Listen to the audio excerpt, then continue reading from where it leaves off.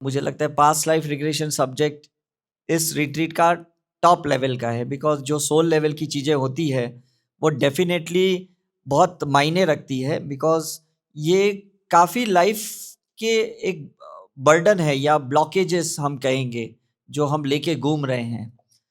कल हम काफ़ी डिस्कशन कर रहे थे पास्ट लाइफ रिग्रेशन के एक कंक्लूजन के ऊपर के पास्ट लाइफ रिग्रेशन के फ़ायदे भी क्या है और पास्ट लाइफ रिग्रेशन के नुकसान भी क्या है। कल हम काफ़ी डिस्कशन कर रहे थे, तो मैं इन्हें यही समझा रहा था कि actually it's same like a medical system के हम भी जब डॉक्टर के पास जाते हैं तो एक ही क्वेश्चन कहते हैं कि भाई कोई भी दवाई दो, बस मुझे सर्जरी नहीं करवानी, मुझे ऑपरेशन नहीं करवाना, भले वो छोटा कोई सिस्ट हो या एक बड़ी ट्यूमर हो, तो हम यही बात करते हैं। बिकॉज ऐसा नहीं कि कोई भी चीज़ काटने के बाद वो चीज़ हमेशा चली जाएगी।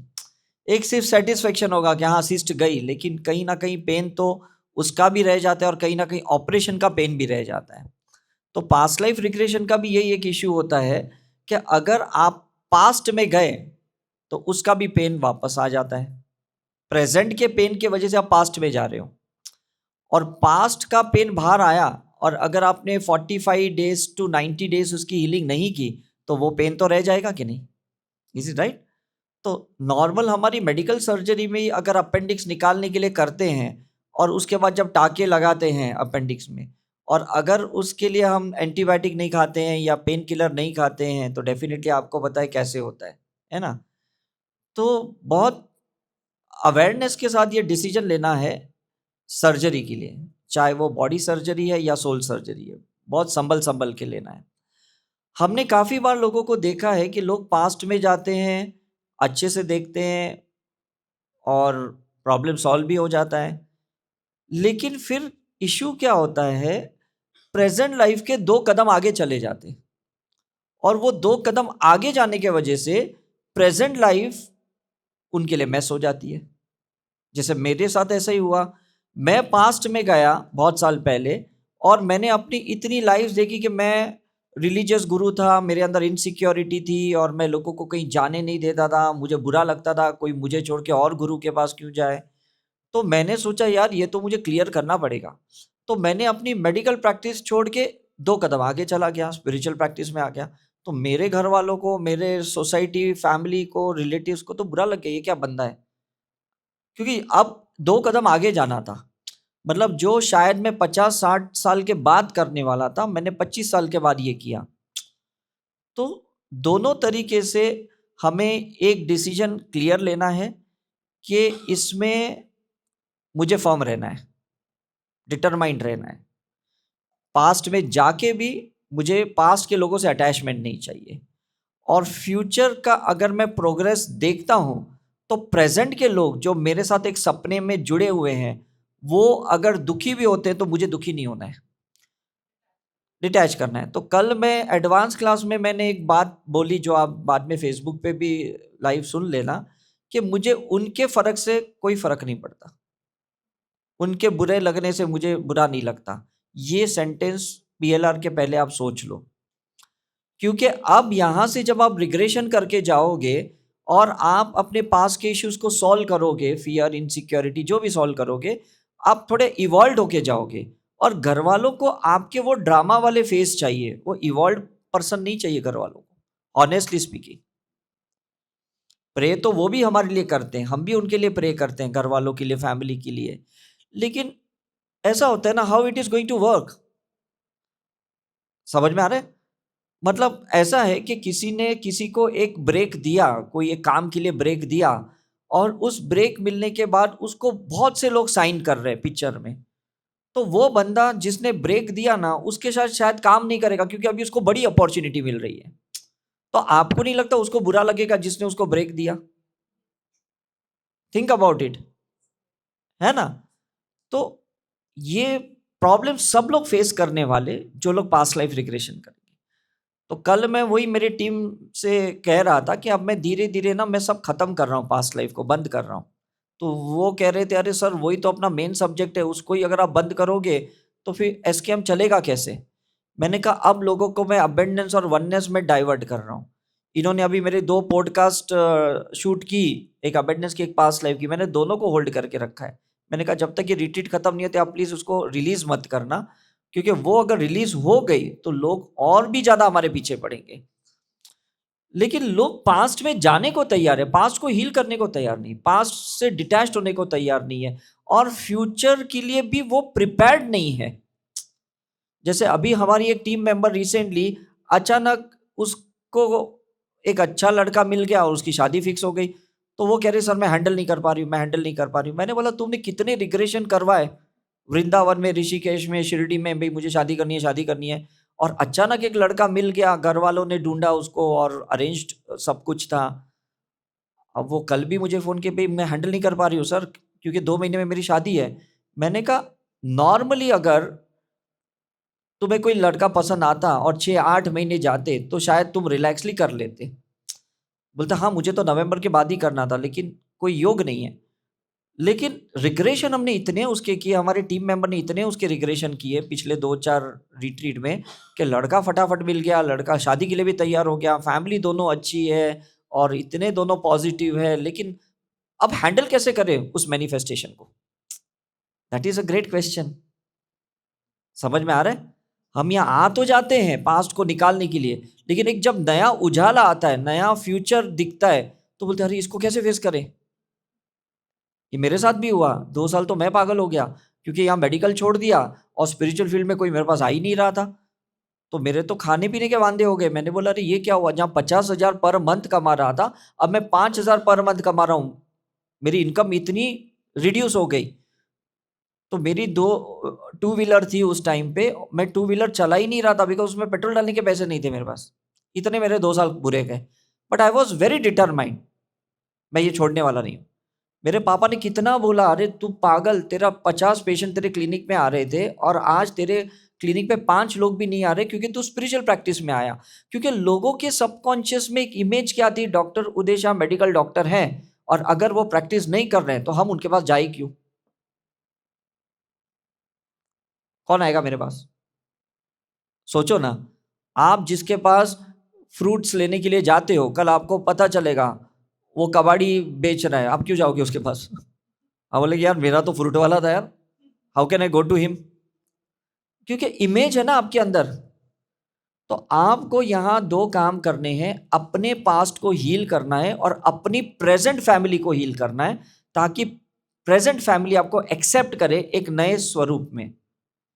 और तीसरा हीलिंग वो करना है कि आप नए फ्यूचर को, मैनिफेस्टेशन को अच्छे से हैंडल करें। अब समझ में आ रहा है?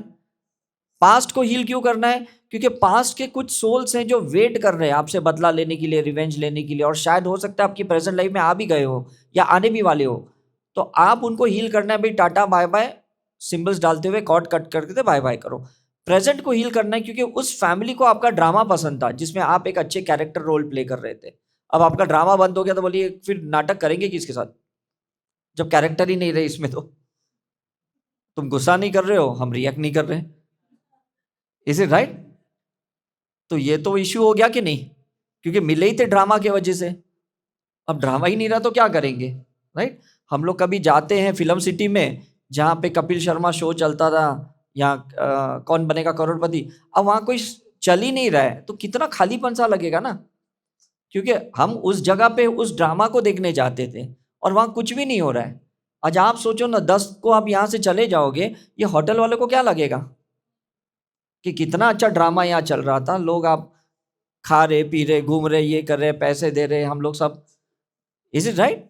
सो लोग एक एडिक्टेड हो जाते, ड्रामा के भी एडिक्टेड हो जाते हैं, और आपको ड्रामा से फ्री होने को मिलता है पास्ट लाइफ रिग्रेशन में। और उसके बाद वो परेशान होते जो रिग्रेशन नहीं करवाते, जो स्पिरिचुअलिटी में नहीं है, जो इवॉल्व नहीं है, जो अटैचमेंट चाहते हैं, तो उनको आप सेटिस्फाई कैसे करोगे?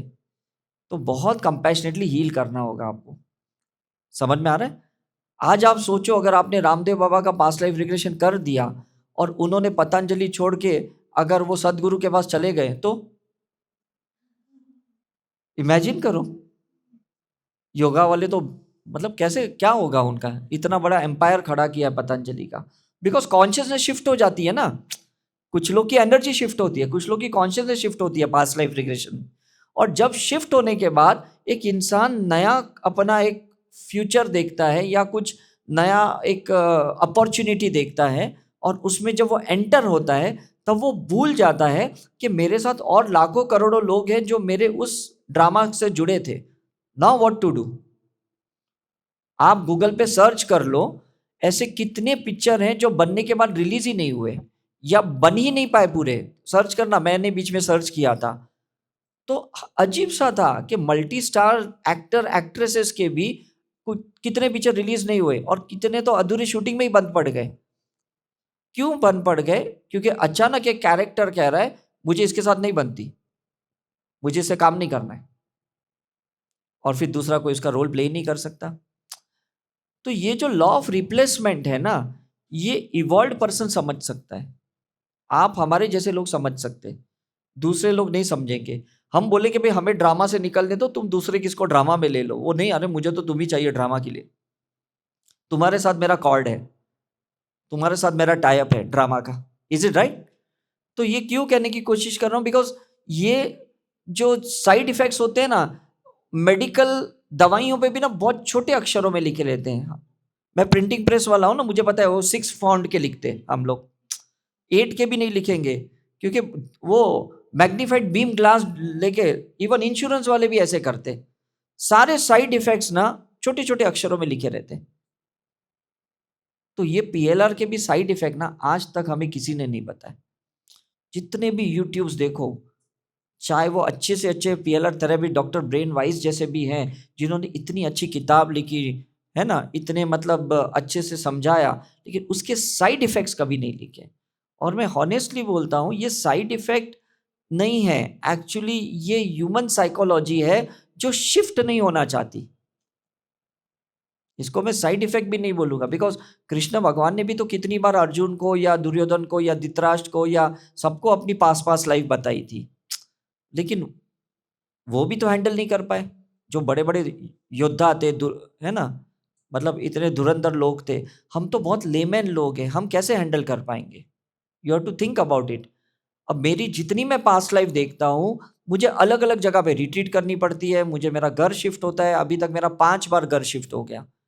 पहले मैं कहीं रहता था, फिर कहीं रहता था, आज मैं कहीं रहता हूँ, फिर मुझे अभी 6 महीने में फिर मेरा एक नया घर चेंज करना है। मतलब ये क्यों हो रहा है? मैं सोचता हूँ क्योंकि मैं अपनी रूट को, बेस को चेंज कर रहा हूँ, फ्रीक्वेंसी चेंज कर रहा हूँ, मैं अपनी कॉन्शियसनेस को चेंज कर रहा हूँ।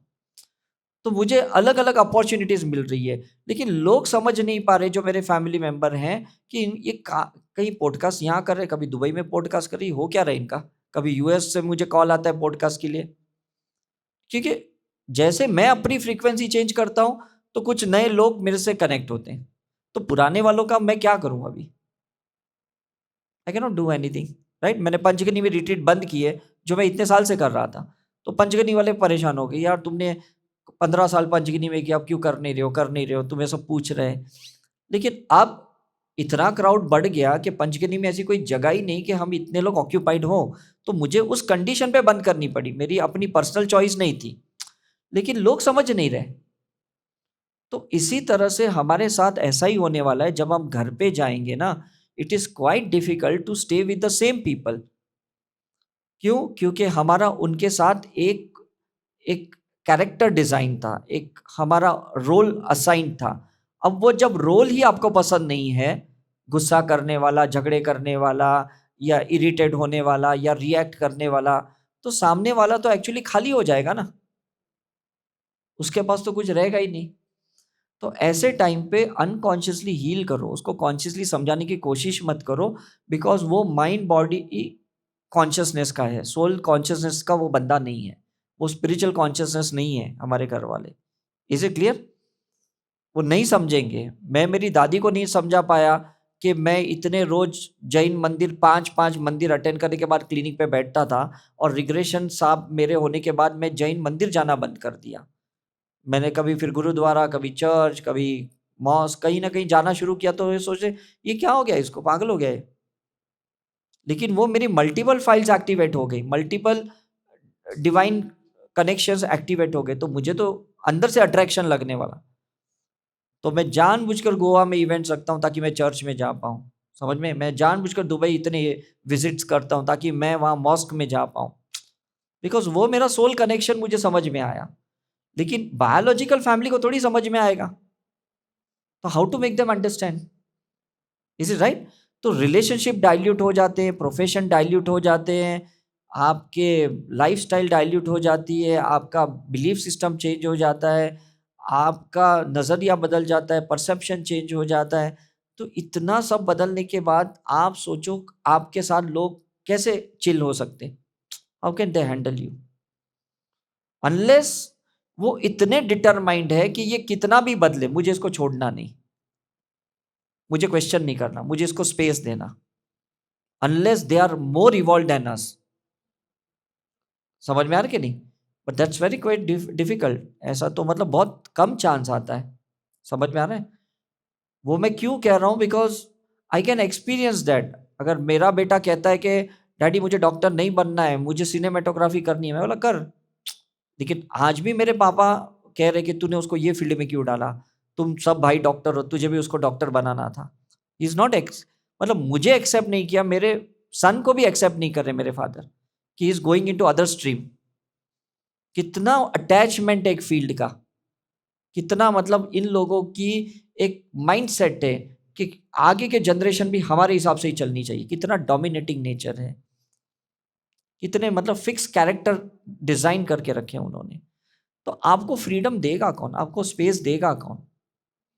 हाँ, खुद ही लेना पड़ेगा। और उसके लिए ये यहाँ सोच के ही जाना है कि जब मैं ये हाई प्रोसीजर कर रही हूँ तो definitely I am ready to shift to any extent, तो फिर रिग्रेशन फायदे वाला है। मतलब ये कंसर्न नॉर्मली हम एज अ डॉक्टर साइन करवाते पेशेंट को कि अगर तुम्हारी टेबल पे डेथ हो गई तो ये तुम्हारी जिम्मेवारी।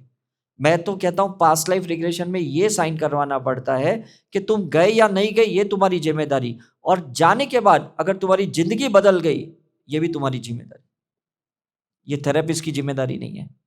बिकॉज आप थेरेपिस्ट बन रहे हो इसलिए मैं कह रहा हूं, समझ में आ रहा है?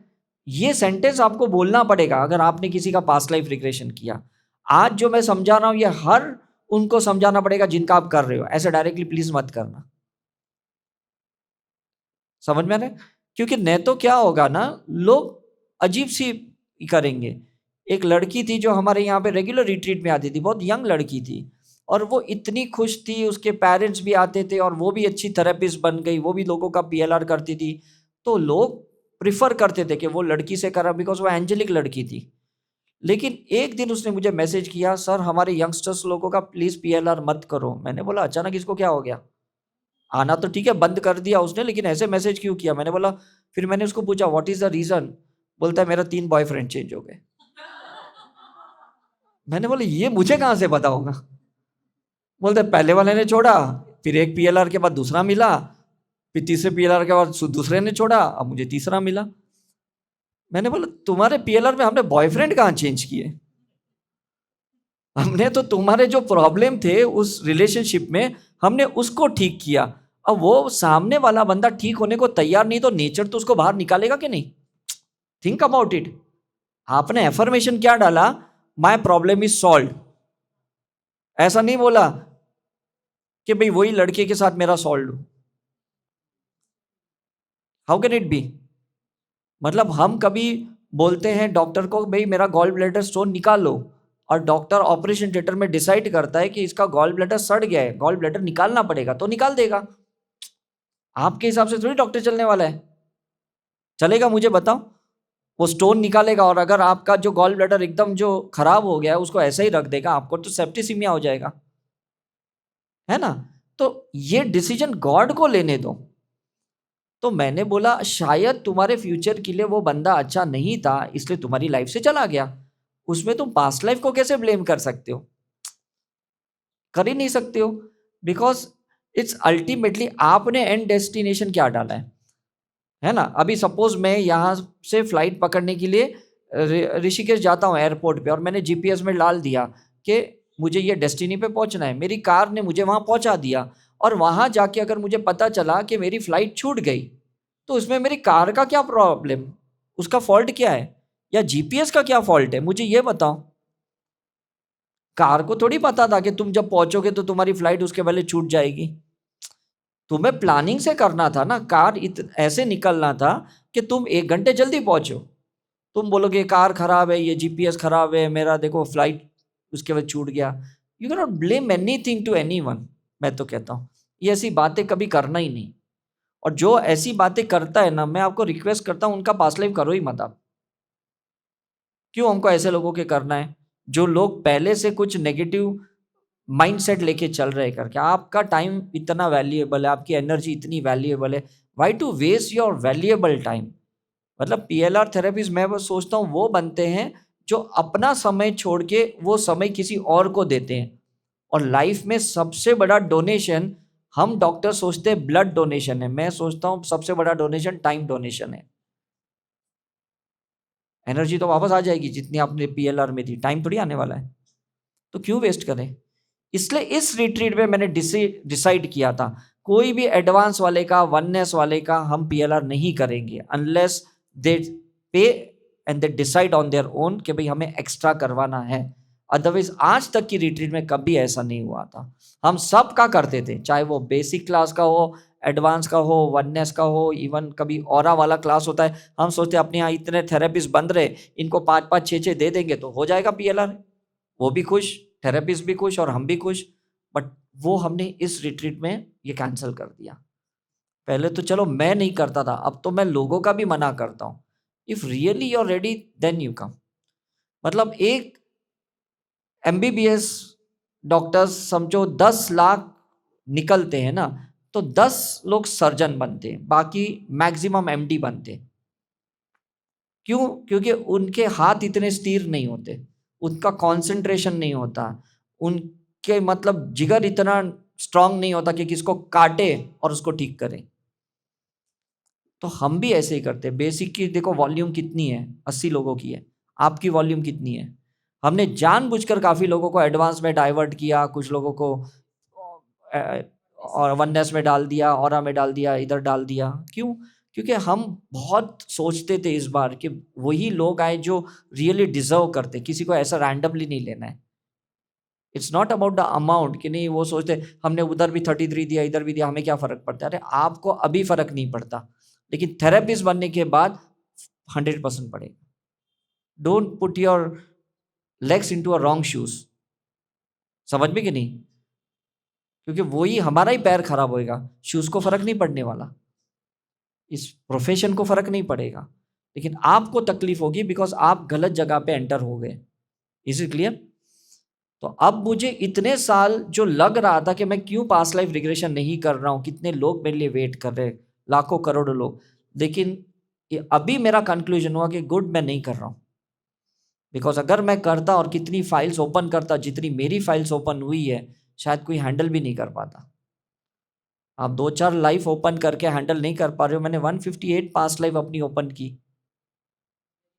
वेरी डिफिकल्ट, बिकॉज मेरा ऑरा ही ऐसा है, ऊपर वाले ने पता नहीं क्या मेरे ऊपर मतलब एक लाइट दे दी है कि जो मेरे ऑरा में आ जाता है वो अपनी पास्ट लाइफ में चले जाता था। पहले ऐसे होता था, मैं ज़्यादा प्रोसीजर भी नहीं करता था, तो तभी मुझे लगा कि मेरा कुछ स्किल स्ट्रांग है। लेकिन अब समझ में आ रहा है ऐसी बात नहीं है। कुछ एक इंसिडेंस था मेरे पास्ट लाइफ का जो मैंने बहुत कम लोगों को बताया, कि जब भीष्म पितामह मर रहे थे और उन्होंने जब कृष्ण भगवान को कहा कि भाई मुझे गिल्ट हो रहा है कि मेरे वजह से इतने लोग मरे, तो कृष्ण भगवान ने कहा अगर तुम्हें हो रहा है तो मुझे भी होना चाहिए, क्योंकि मैं भी तो रोक सकता था, द्रौपदी का वस्त्रण रोक सकता था। तुम राजा होके नहीं रोक सके, मैं ये पोजीशन भगवान होके नहीं रोक सका, तो गिल्ट तो दोनों को होना चाहिए अगर हुआ तो उन्होंने बोला ये बात छोड़ दो। जब वो ही वॉज ऑन द सैया, तो हाँ, तो उन्होंने बोला सॉल्यूशन बताओ। उन्होंने बोला अभी एक ही सॉल्यूशन है कि अगर तुम्हें आगे की लाइफ में ये सारे कैरेक्टर मिलेंगे तो तुम्हें उनको ब्लेस करना है कि वो अपने इस जख्म से बाहर निकले, इस ट्रॉमा से बाहर निकले। क्योंकि कुछ विधवाएं हो गई, कुछ लोग मर गए, कुछ अनाथ हो गए। तो उन्होंने कहा मुझे कैसे पता चलेगा कि भाई वो लोग कौन है जो उस लाइफ में थे। तो जाने से पहले उन्होंने एक दिव्य दृष्टि दे के गए भीष्म पितामह को कि भाई तुम वो दृष्टि ले लो जो मुझे है, और शायद उसमें से कुछ एक किरण मेरे अंदर आ गई और मैं लोगों की देख भी पा रहा हूँ, समझ भी पा रहा हूँ, पास्ट प्रेजेंट फ्यूचर, लेकिन मैं कर तो कुछ नहीं सकता हूँ जैसे कृष्ण भगवान कुछ नहीं कर पाए। Is it right? जब मैं पॉडकास्ट के लिए जाता हूँ और मेरे सामने मेरी जो इंटरव्यू लेते हैं स्पीकिंग ट्री में या कहीं पे भी, मुझे उनकी पास दिखती है, लेकिन मैं बोल भी नहीं सकता हूँ इस इंटरव्यू में कि तुम्हारा क्या दिख रहा है मुझे, क्योंकि अलाउड भी नहीं है। ये कसम उन्होंने, कृष्ण भगवान ने दी कि दृष्टि मिलने से तुम्हें किसी को बताना नहीं है, नहीं तो वो दृष्टि चली जाएगी। Is it right? काफी बार हम अपने बच्चों को कहते हैं ना कि भाई तुम्हें हम 10 लाख रुपया देते हैं, लेकिन कहीं ट्रैवलिंग में बता नहीं तुम ट्रैवल इतना पैसा लेके जा रहे हो, है कि नहीं? Don't disclose it.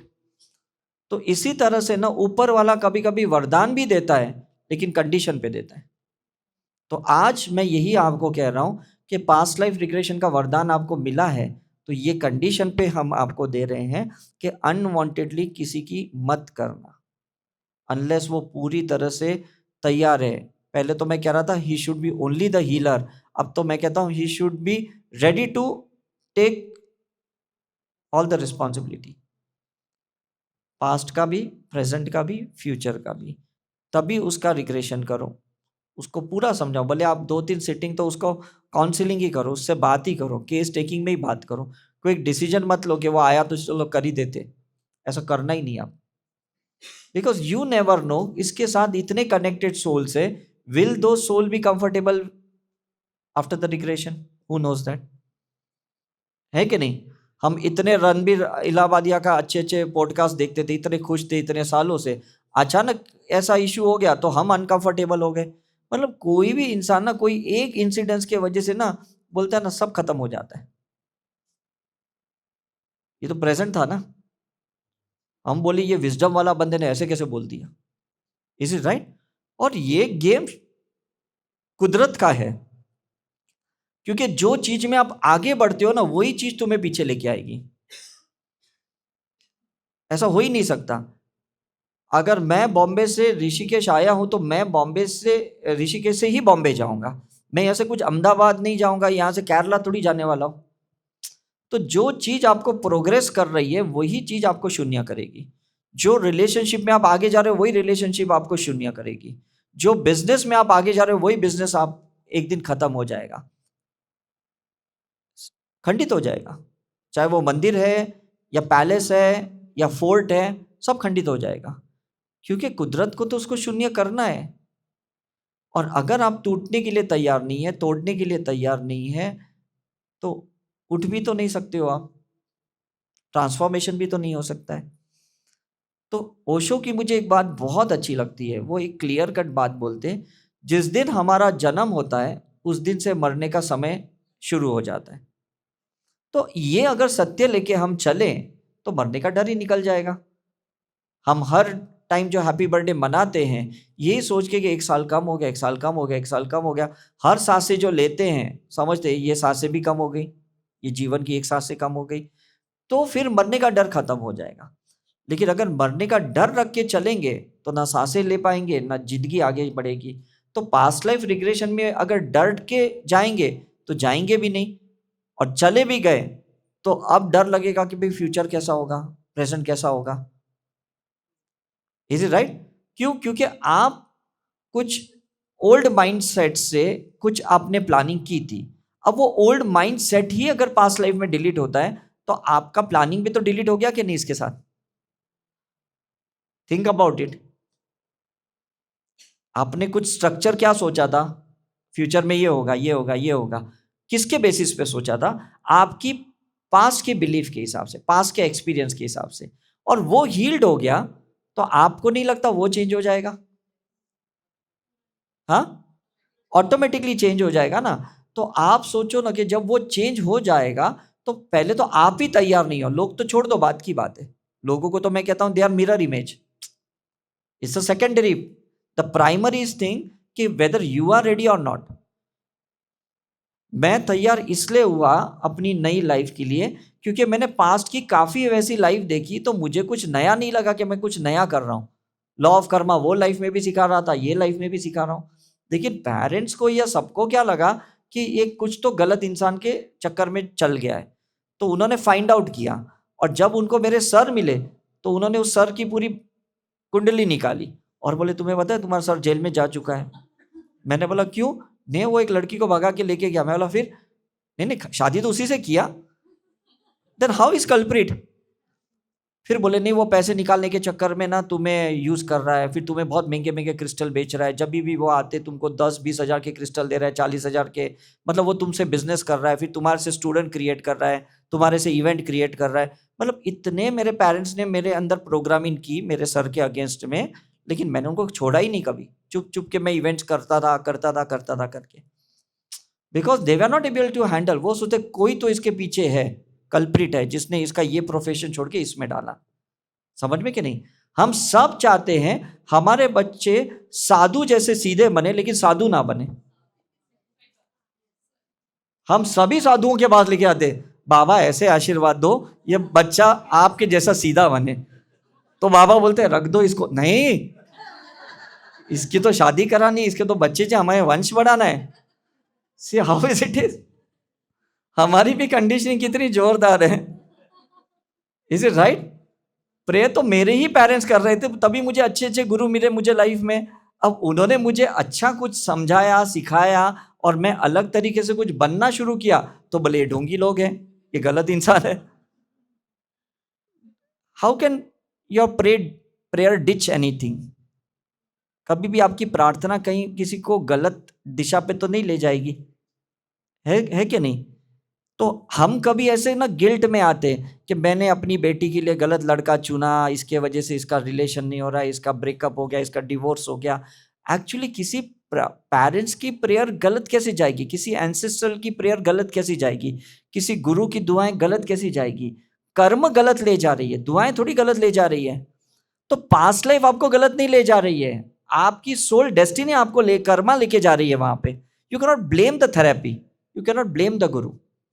Now it is clear? कोई गलत नहीं ले जा रहा है, आपके कर्म आपको गलत ले जा रहे हैं। तो ऐसे थोड़ी कभी पेरेंट्स ब्लेस करेंगे कि भाई मेरी बेटी को कोई गलत इंसान मिले, या मेरे बेटे को कोई गलत फ्रेंड मिले, या बिजनेस पार्टनर मिले, या प्रोफेशन। ऐसे थोड़ी कोई पेरेंट्स चाहेंगे, कोई नहीं चाहेगा, कोई ऐसी बद्दुआ नहीं देगा। लेकिन उनकी दुआ में क्लैरिटी नहीं है कि जब हम किसको प्रे कर रहे, किसके लिए कर रहे, तो उसके लिए जो बेस्ट रहेगा वो होगा, वो नहीं होगा जो आपने सोचा है। ये डिफरेंस समझ रहे हैं आप? Because you are not a god. आपकी प्रेयर ना एक लिमिट के बाद खत्म हो जाएगी, उसके बाद उसकी प्रेयर स्टार्ट हो जाएगी। और उसकी प्रेयर अनप्रेडिक्टेबल है, क्योंकि उसकी prayer directly proportional to your karma. So you can not blame the even God also कि भगवान तूने मेरे साथ ऐसे क्यों किया, तूने मुझे ये बंदे क्यों क्यों मेरे लाइफ में भेजा। आपके कर्मा ने भेजा है। तो काफी बार है ना यंगस्टर्स जो रिलेशन ब्रेकअप में जाते, डिवोर्स होते हैं ना, पेरेंट्स को तुमने गलत लड़का चुना, तुमने गलत लड़की चुनी मेरे लिए, तुमने उस टाइम पे रोक लिया होता तो। एक्चुअली कोई किसको रोक नहीं सकता, उसकी सोल की जर्नी ऐसी है ना। तो पास्ट लाइफ रिग्रेशन में वही तो गलतियां हम देखते हैं कि तुमने उसके साथ गलत क्या किया, उसको ठीक करो। अब वो ठीक हो गए तो वो अगर लाइफ से चले जाते हैं तो उसमें बुरा क्या है? मुझे ये बताओ ना, बुरा क्या है ना? तुम्हारे पैर में कांटा लगा, तुम कांटा निकाल के चल रहे हो, तो इसमें बुरा क्या है? लेकिन तुम्हें अगर कांटे से एक कंफर्ट जोन आ गया है कि 10 आदमी तुम्हें सिंपैथी दे रहे हैं, तो तुम्हें तो कांटा अच्छा ही लगेगा। Now you got the point. होता क्या है, जब कोई दुख दर्द आता है और उसके बाद जब 50 लोग पूछते हैं ना, तो ऐसा लगता है ये दर्द ही अच्छा है यार। ये 40-50 लोग तो आए, नहीं तो साले कोई 5 आदमी भी मुझे नहीं देखते थे। हाँ, काम भी नहीं करना पड़ता। That is the greatest advantage, है ना? तो हम उस कंफर्ट जोन को ना एक्चुअली ग्रेस मानते और फिर सोचते ये क्यों गया, ये गया तो मेरा वो भी चला गया। आपने तो प्रे किया कि मेरे लाइफ का कांटा निकलना चाहिए, तो डेफिनेटली अगर बीमारी निकल गई, दर्द निकल गया, पेन निकल गया, ट्रॉमा निकल गया, वो जो भी आपने होल्ड किया वो निकल गया, तो डेफिनेटली अब खाली हो गए। अब जब कोई खाली होता है तो कोई क्यों देखेगा? अब ये होटल अगर खाली हो जाएगी तो कौन इधर क्लास में आएगा, हॉल में कौन आएगा? Think about it. So be ready for that change. और अगर आप खुद ही रेडी नहीं हो तो आप फिर लोगों को कैसे बोल सकते हो कि पास्ट लाइफ रिग्रेशन के बाद मेरे अंदर ये बदलाव आएगा, please accept me in that way. It's nothing about positive, negative. It's about you are moving into a next scenario. It's nothing about the profit and loss. कि पास्ट लाइफ रिग्रेशन के बाद प्रॉफिट होगा कि loss होगा, मैं ये नहीं कह रहा हूं.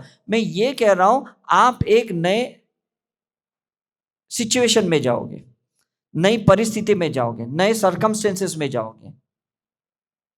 अब वो नया सर्कमस्टेंस सिचुएशन पहले से अच्छी है बुरी है ये आप नहीं डिसाइड कर सकते हो. बच्चा ये नहीं डिसाइड कर सकता है कि स्कूल में से मैं जब कॉलेज जाऊंगा ना मुझे बहुत अच्छा लगेगा. ये तो इल्यूशन है. कॉलेज में तो पढ़ाई स्कूल से भी ज़्यादा होती है. फिर बच्चा सोचता है एक बार मैं पढ़ाई करके बाहर निकलूँ ना, मैं खुद का पैसा कमाऊँ ना, मुझे किसी मांगना नहीं पड़े.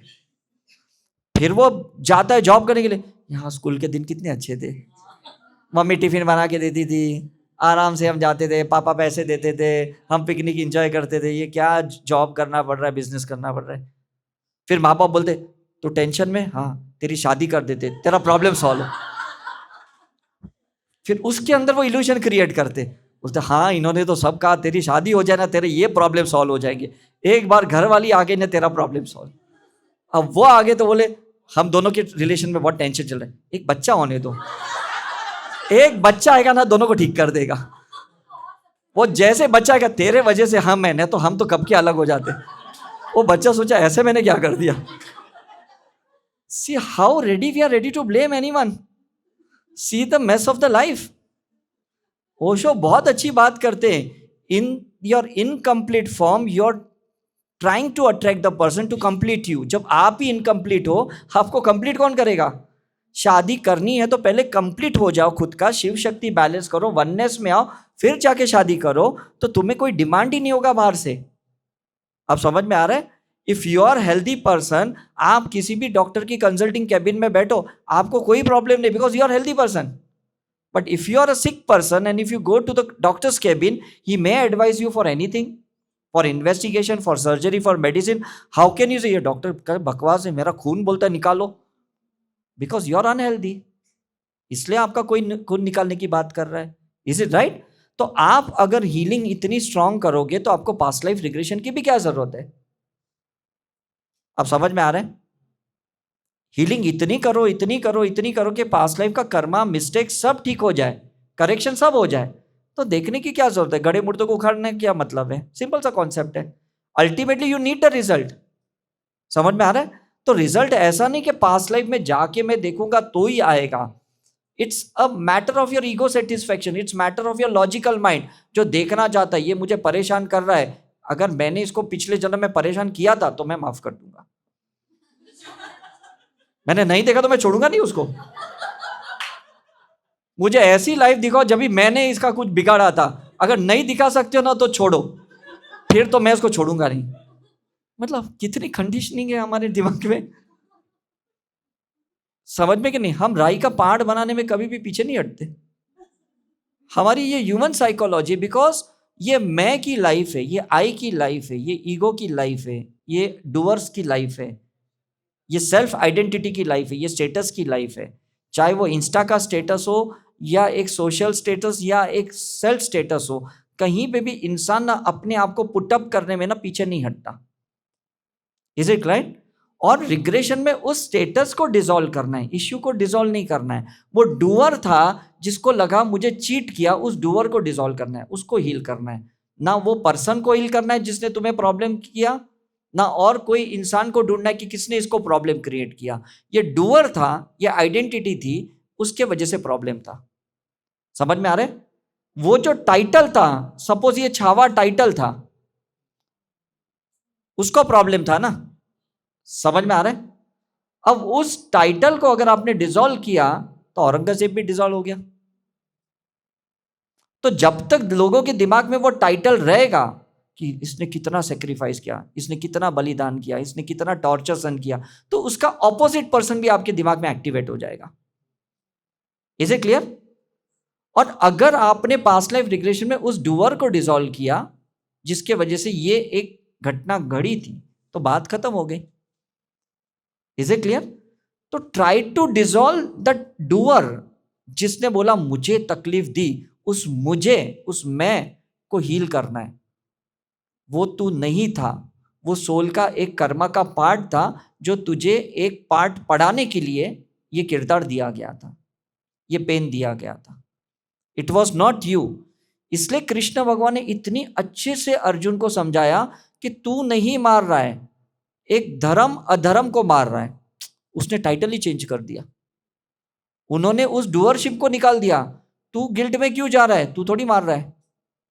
वो तो उसमें लिखा हुआ था स्क्रिप्ट में कि जब कोई अधर्म करेगा तो मैं आऊंगा, और जब मैं आऊंगा तो मैं किसको खड़ा करूंगा उसको मारने के लिए।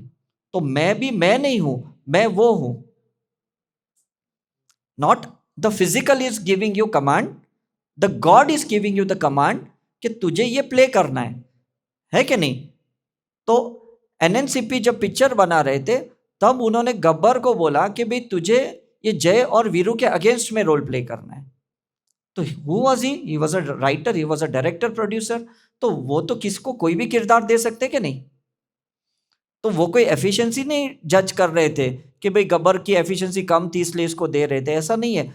वो किरदार के लिए वो रोल परफेक्ट था, इसके लिए ये रोल परफेक्ट था, इसलिए वो मिल गया। और जब पिक्चर हिट हुई तो दोनों कैरेक्टर को अवार्ड मिले। तो when you give your best you are awarded by the God. Duryodhan best था, उसको अवार्ड मिल गया। अर्जुन बेस्ट था, उसको अवार्ड मिल गया। बाकी तो सारा ड्रामा था युद्ध का, कुरुक्षेत्र का, कोई मतलब ही नहीं था। तो वो डूअरशिप निकालो पास्ट लाइफ रिग्रेशन में। मैं बस एक ही बात आपसे कहने की कोशिश कर रहा हूं, वो तू नहीं था, वो तुझसे करवाया गया। वो तू नहीं था जिससे उसने तुझसे कुछ किया, उससे भी करवाया गया था। तो विलन भी उसने क्रिएट किया, हीरो भी तुझे बनाया गया। कहीं विलन तुझे रखा और हीरो और किसी को बनाया तो गिल्ट में भी तू मत जा कि तूने उसका बिगाड़ा और तुझे बुरा लग रहा है कि मैंने उसका क्यों बिगाड़ा। तू था ही कहां, तेरा एग्जिस्टेंस ही कहां था। नाम तो माँ बाप ने दिया, और अगर वो नाम ही नहीं रहता, वो टाइटल ही नहीं रहता, तो एग्जिस्टेंस ही नहीं होता। अगर वो छावा टाइटल किसने दिया ही नहीं होता तो उसका तो कोई पिक्चर ही नहीं बनता ना। Is it right. तो हमें उस टाइटल को हील करना है, डिसॉल्व करना है, ताकि इतिहास में वो चीज कहीं रही नहीं। तो काफी इतिहास में चीजें जो गायब हो गई है ना, हम बोलते हैं उसका तो कहीं अता पता ही नहीं। इसका मतलब वो डूअर्स ही गायब हो गया है, तो उसका कहीं हिस्टोरिकल इम्प्रिंट्स ही नहीं है, उसकी कहीं इतिहास में कहीं उसका उल्लेखन ही नहीं किया गया कि यहाँ ये ऐसा हुआ था, ऐसे हुआ था, वैसे हो गया था। अब जो रह गया था लोग उसको पकड़ रहे, फिर जातवाद पे युद्ध कर रहे, लड़ाई कर रहे, ये कर रहे। तो एक्चुअली ये नहीं करना चाहिए। जितने भी बायोपिक्स पिक्चर बनते हैं ना, ये वापस उस डूअर्स को ना पैसिव को एक्टिव कर देते हैं। तो उससे क्या होता है ना, एक अंदर एक एंटी एलिमेंट क्रिएट होता है। समझ में आ रहा है। कल फ्यूचर में कोई सुशांत का अगर कोई बायोपिक बनाएगा तो हम जो भूल गए कि इसका चलो मर्डर हुआ था, तो बाद में वापस एक्टिव किसने किया था मुझे भी जानना है, बिकॉज वो डूअर एक्टिव हो गया। तो इसलिए इतिहास को वापस तब बाहर निकालो जब आप उस इतिहास को डिसॉल्व करने के लिए तैयार हो, अदरवाइज वो इतिहास को खरोचो मत। इसलिए कहते हैं रात गई बात गई, कहते कि नहीं। बड़े बड़े गुरु संत क्या कहते हैं, stay in present, stay in present. There is no past, there is no future, stay in present. क्यों बोलते हैं, क्योंकि हर इतिहास के साथ एक टाइटल है, एक डूअर है। उसको अगर बाहर निकालोगे तो उसका एंटी पोलैरिटी वाला भी इंसान बाहर आएगा। आप उसको कैसे हैंडल करोगे। आप प्रोटॉन को निकालोगे तो इलेक्ट्रॉन भी बाहर आएगा, उसको कैसे हैंडल करोगे। अब समझ में आ रहा है। और अगर आप हैंडल नहीं कर सकते तो उसको निकालते भी क्यों। तो रिग्रेशन करो डिसॉल्व करने के लिए, रिग्रेशन मत करो उसको बाहर निकालने के लिए। आई थिंक सो आप डिफरेंस समझ गए आप। हमें किसी की भी कोई बात को ऊपर बाहर निकालनी नहीं है, उसको कोई उस स्टोरी कुक करके। मेरे को जितने भी पॉडकास्ट होते हैं ना, बोलते सर कुछ ऐसी सनसनी स्टोरी बताओ, सनसनी। मैंने बोला भाई मेरे पास कोई स्टोरी नहीं, मैंने पिछले 11 साल से कोई पीएलआर नहीं किया। नहीं नहीं ऐसा कुछ बताओ कि लोग सुनने में बेताब हो जाए। मैं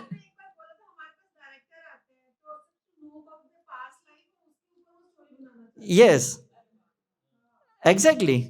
बिकॉज क्या है ना, देखो हर आदमी ना एक कैरेक्टर को पकड़ के अपनी मार्केटिंग करना चाहता है। और आपको अगर कोई मार्केटिंग, मतलब अगर आपने किसी को परमिशन दे दी तो आप वापस एक इतिहास बना लोगे। समझ में आ रहा है कि नहीं? तो यहां तो डिसॉल्व करने जैसा है। इसलिए 24 तीर्थंकर ने बहुत क्लियरली बोल दिया था, हमारे जाने के बाद मंदिर भी मत बनाना, क्योंकि उनको वो आइडेंटिटी भी नहीं चाहिए थी। लेकिन हम लोग ऐसे हैं ना, हम कैसे रह सकते उनके मंदिर बनाए बगैर? हम कहेंगे ये समेत शिखर है, ये वो टूक है जहाँ पार्श्वनाथ मोक्ष मिला, इधर नेमिनाथ को मिला, इधर इसको मिला, इधर स्वामीनाथ को मिला। मतलब हर 24 तीर्थंकर का नाम ले लेके बोलते यहाँ पे ये था, यहाँ पे इसका मंदिर है, यहाँ पे इसका पगला है, इधर पादुका है, ऐसे करके उसको री एंकरिंग करते। But don't do that. जो गया वो गया। उनकी सिर्फ ग्रेस ले लो, लाइट ले लो, ब्लेसिंग ले लो, लव ले लो, लेकिन उनको वापस जिंदा मत करो आप। उनको जिंदा करोगे तो उनके एंटी एलिमेंट जिंदा हो जाएंगे। तो आजकल सब ये, क्योंकि आजकल पिक्चर की स्टोरीज की सैचुरेशन आ गई है, तो लोग क्या करते हैं, चमकीला को निकालेंगे, किसको भी निकालते, किसको भी पकड़ लेते वो लोग। तो हमको किसको पता भी नहीं था वो 12th फेल वाला कौन बंदा था, हमको नहीं पता था। नहीं मतलब कैसे उसको बाहर निकाला, मतलब देखो ये डूअरशिप कैसे आ गया, वो टाइटल आ गया कि नहीं? जिसने प्ले किया उसने भी आ गया।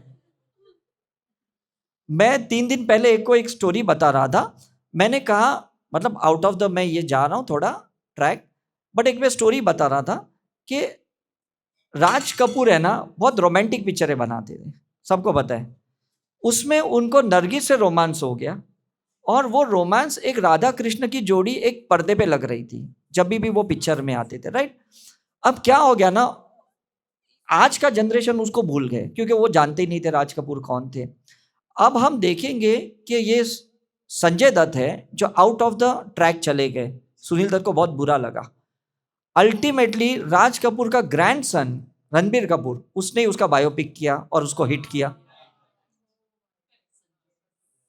संजू मूवी में। मतलब जो सीड्स राज कपूर ने डाली थी, नरगिस को लव देते देते लव देते देते, और उसका कुछ एक अनहील पार्ट जो संजय दत्त बना, उसको हील करने के लिए देखो उसका ग्रैंडसन वापस आ गया। See this is how the past life regression work. उतनी आपकी ना विजन ब्रॉड चाहिए, बर्ड व्यू जैसी, तो आप उस टाइटल को ना, उस डूअर्स को ना जस्टिफाई कर पाओगे कि इसके लिए आया कौन, इसको प्रोटेक्ट किसने किया, इसको अच्छा कौन बताया। Is it clear? तो आज जब हम वो पिक्चर देखते तो हमें इतना बुरा संजय दत्त नहीं लगता, भले वो जेल में गया, उसने AK-46 रखा, या जो भी हुआ, 93 में राइट्स हुए, हम सब भूल गए क्योंकि हमने उसका वो डार्क साइड भी देख लिया और उसका वाइट साइड भी देख लिया। समझ में आ रहा है कि नहीं? तो मैं ये क्यों कहने की कोशिश कर रहा हूं कि इतिहास कभी भी ना अधूरी चीजें नहीं छोड़ता। कुछ सालों के बाद, कुछ जनरेशन के बाद, कुछ डेकेड के बाद कोई ना कोई तो आता है उसको नलीफाई, न्यूट्रल करने के लिए, उसको जस्टिस देने के लिए। बट उसको फिर न्यूट्रली देखो और उसको इवेपोरेट होने दो उस कैरेक्टर को। तो फिर क्या होगा ना, एक नए कैरेक्टर को आने का मौका मिलेगा, नए स्टोरीज को आने का मौका मिलेगा, है कि नहीं? नए किरदार को आने का मौका मिलेगा। तो that is the best thing in the life, कि हम पुराने मोबाइल या कोई भी चीज को जब बायबैक करते, उसको लगता है अब ये मॉडल काम का नहीं, उसको क्रश कर देते, है कि नहीं? उसको सीधा उसके सारी चीजों को खत्म ही कर देते, तो उसका कोई अस्तित्व ही नहीं रहता है। क्योंकि अगर वो रहेगा और यूज ही नहीं होगा तो फायदा क्या रखने का भी। तो हमें भी पास्ट लाइफ में वो सारी चीजों को हील करना है जिसका अभी एक्चुअली अगर प्रेजेंट में लेके भी आए, रिलेशनशिप या कोई भी चीज, तो उसका फायदा भी क्या है मुझे बताओ। कि ये मेरे उस लाइफ में ये था, वो ट्विन सोल था, वो मेरा सोलमेट था, या जो भी था, उसको वापस लाके करोगे भी क्या? जब आपके प्रेजेंट रिलेशनशिप को आप हैंडल नहीं कर सकते हो, पास्ट के रिलेशनशिप को रीएक्टिवेट करके करोगे भी क्या? पास्ट के पेरेंट्स को भी रीएक्टिवेट करके करोगे भी क्या? टेल मी, है ना? तो ये एक इंटेंशन रख के चलो कि प्रेजेंट के भी हील हो गए, पास्ट के भी हील हो गए, और फ्यूचर के जो भी लोग कैरेक्टर्स आपकी लाइफ में आएंगे, आप 100% उसको जस्टिफाई करोगे। फिर वो जस्टिफाई बोलना, ये मत बोलना कि मैं उसके लिए अच्छा ही करूंगा। अगर आपको कोई बुरा कैरेक्टर मिला रहेगा तो शायद बुरा भी बनना पड़ेगा। पूरे साल टीचर जो पढ़ाती है वही तो टीचर एंड में एग्जाम लेती है, तो टीचर बुरी थोड़ी हो गई, उसको वो कैरेक्टर दिया गया है कि एग्जाम भी तुम्हें ही तो लेना है। Is it right? तो हम माँ बाप भी कितने बच्चे के लिए अच्छा है, लेकिन बुरा होते हम डांटते भी है ना। तो इसका मतलब थोड़ी कि माँ बाप बुरे हो गए। बस जस्टिस ये नाम याद रखना कि हमें उस कैरेक्टर को जस्टिस देना है। ये पास्ट लाइफ रिग्रेशन में टाइटल क्लियर होना चाहिए। तो आज दो चीज हमने सीखी, एक डूवर्स को डिसॉल्व करना और एक टाइम टाइम पे हर एक को जस्टिस देना, कैरेक्टर को जस्ट, जैसे कृष्ण भगवान ने अर्जुन के थ्रू उस महाभारत को, उस युद्ध को जस्टिस दिया। जीतने हारने का कोई मतलब नहीं था, उनको पता है कि एट द एंड कोई मतलब ही नहीं है, इज इट राइट, बट वो जस्टिस दिया। तो राम से भी जब सीता माता को डिटैच करवाया तो उसको शून्य करके जस्टिस दिया शिवा ने, कि भाई अगर अटैचमेंट रह जाता तो पूरी दुनिया एक ही बोलती कि भाई हमें तो सीता और राम के जैसे ही रहना है। लेकिन जब कोई आदमी उस सिनेरियो को याद करता है कि जहाँ पे इसकी अग्नि परीक्षा हुई, राम ने भी डाउट किया, वो धोबी ने ऐसे बोला, तो आपको भी लगता है यार इससे तो दूसरा कोई अच्छा, सी यू गेट शिफ्ट। तो ये जितने भी बड़े बड़े लोग हैं ना, कुछ तो एक छोड़ के जाते हैं, ताकि जब आप उस पॉइंट ऑफ व्यू देखोगे ना तो उससे डिटैच्ड हो जाओगे। And that detachment is must for you, it's must you to progress, to enter into a new thing. समझ में आ रहा है? तो कभी ऐसा मत सोचना कि कोई ऐसा है जिससे तुम परमानेंट अटैच रह सकते हो, और अगर आप अटैच रह गए तो आप प्रोग्रेस होंगे ही नहीं, ऑनेस्टली स्पीकिंग। तो अगर कोई छूटता है, कोई टूटता है, तो समझ लो कुछ नया बनने की तैयारी में आ गया है। So that is the best thing in the life. Okay, so any question before we end? Yes, हाँ।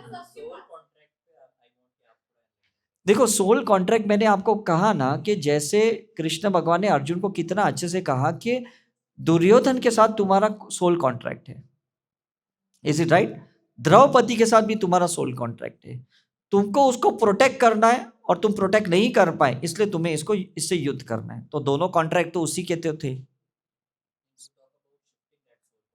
नहीं नहीं, मैं यही कह रहा हूं कि एक तो क्या होता है कि आप उसको निभाते हो, डील करते हो, और एक स्पिरिचुअलिटी में होता है कि सोल कॉन्ट्रैक्ट को आप चेंज करते हो पोर्टल ओपन करके। लेकिन अगर वो फ्री विल का है तो कॉन्ट्रैक्ट चेंज होगा, फ्री विल में है तो नहीं होगा।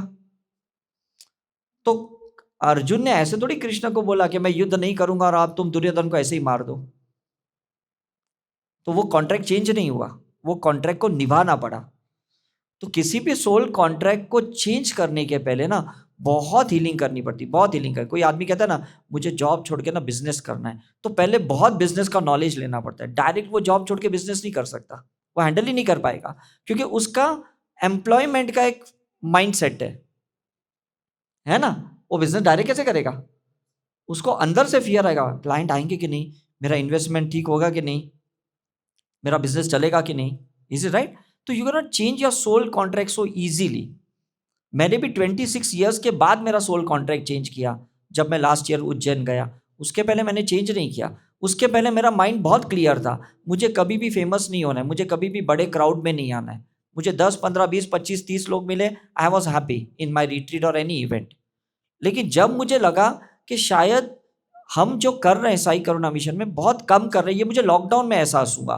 तब तक तो मुझे एहसास नहीं हुआ था, बिकॉज लॉकडाउन में क्या हो गया था, लोग हमारे सेशंस बहुत अटेंड कर रहे थे, और उस टाइम पे मैं दूसरों के बहुत अटेंड कर रहा था। मोजी के अटेंड कर रहा था, सदगुरु के अटेंड कर रहा था, श्री श्री के अटेंड कर रहा था, शिवानी के, सबके अटेंड कर रहा था। तब मुझे ये ख्याल आया कि ये लोग इतने बड़े क्राउड को लेके बैठे हैं, लेकिन कहीं ना कहीं मोनोटोनस है, इनको कहीं ना कहीं इंटीग्रेशन समझाना चाहिए, कहीं ना कहीं ऑरा का साइंस समझाना चाहिए, कहीं ना कहीं अलग सब्जेक्ट पे भी बात करनी चाहिए और अलाउ करना चाहिए। यू कैन गो एनीवेयर, वो फ्रीडम देनी चाहिए, समझ में? तो मैंने अपना सोल कॉन्ट्रैक्ट चेंज किया कि अभी लगता है शायद मुझे ही उतरना पड़ेगा, क्योंकि मैं लोगों को भी कहता हूं, if you are concern for any one ना, you heal it. If you are more concern for any one, you do their past life regression. तो जब मैं ज्यादा अगर दुखी हो गया लोगों के दुख से, तो now it's my cup of tea to do something. जब तक मैं दुखी नहीं था तो I was enjoying a small small event and I was happy.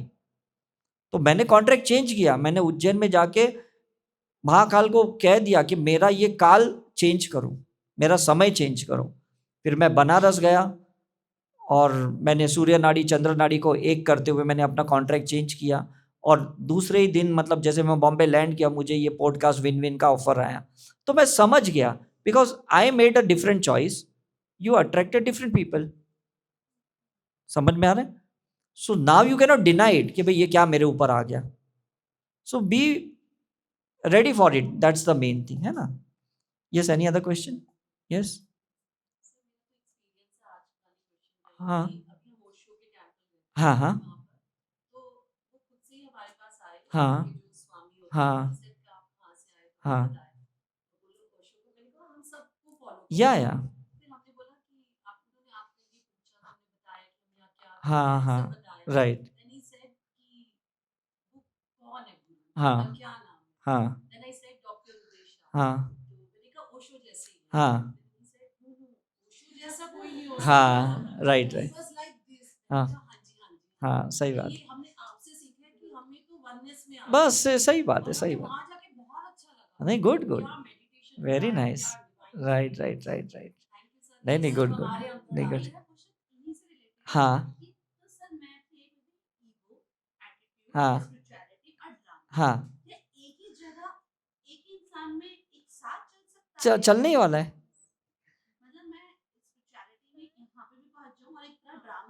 Exactly exactly.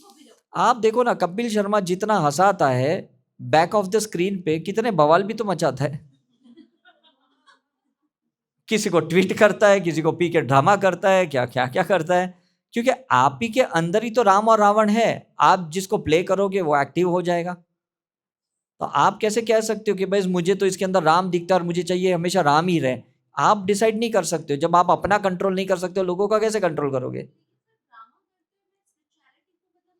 Spirituality भी ड्रामा है, सबसे बड़ा ड्रामा है स्पिरिचुअलिटी। कि मैं संत हूँ, मैं आत्मा साक्षी हूँ, मैं जाति स्मरण में चला गया, मैं सेल्फ, ये भी तो ड्रामा ही है। फैक्ट है ये बात। एक्ट, सच कुछ नहीं है। सच एक ही है कि सच कुछ नहीं है। मैं ये कह रहा हूं, सत्य कहीं एग्जिस्ट है ही नहीं। आप अभी मेरे सामने हो, ये सच है। आप क्या हो, मैं क्या हूं, ये कुछ मायने नहीं रखता। प्रेजेंट सच है, दैट्स द मेन ट्रूथ, है कि नहीं?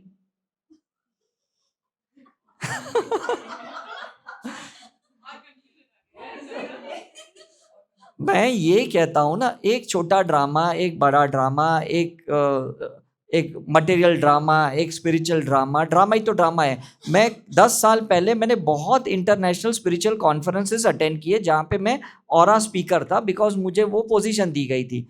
अब पिछले 10-12 साल से मैंने एक भी कॉन्फ्रेंस अटेंड नहीं की, क्योंकि उस टाइम पे समझ गया कि ये जो बड़े बड़े संत बैठे हैं, ये भी तो फिल्म फेयर अवार्ड कैसे, मुझे आगे की सीट चाहिए, मुझे सेकेंड सीट पे क्यों रखा, मुझे स्टेज पे क्यों नहीं आने दिया, मुझे 5 ही मिनट क्यों दिया, मुझे 10 मिनट क्यों नहीं दिया। वो भी तो ड्रामा वैसे ही कर रहे थे। तो मैंने सोचा फिर आगे मतलब क्या था? मोर ईगो, एग्जैक्टली। बस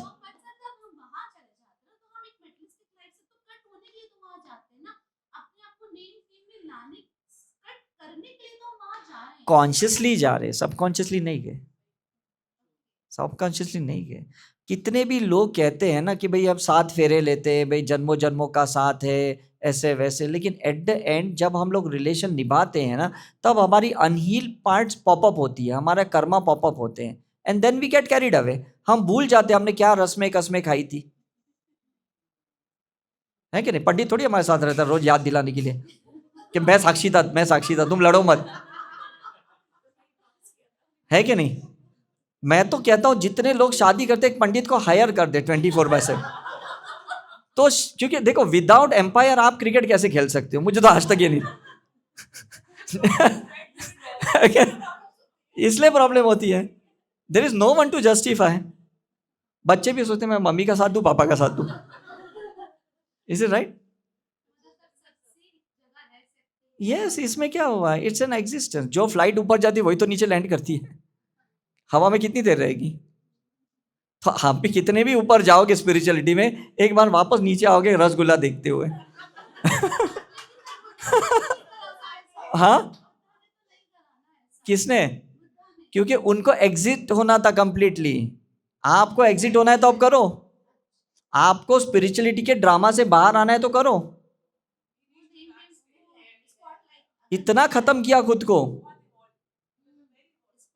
यस यस यस, हाँ बड़ा ड्रामा है एग्जैक्टली exactly. क्योंकि अगर स्पिरिचुअलिटी में नहीं आओगे तो दूसरे ड्रामा को तो समझ ही नहीं पाओगे।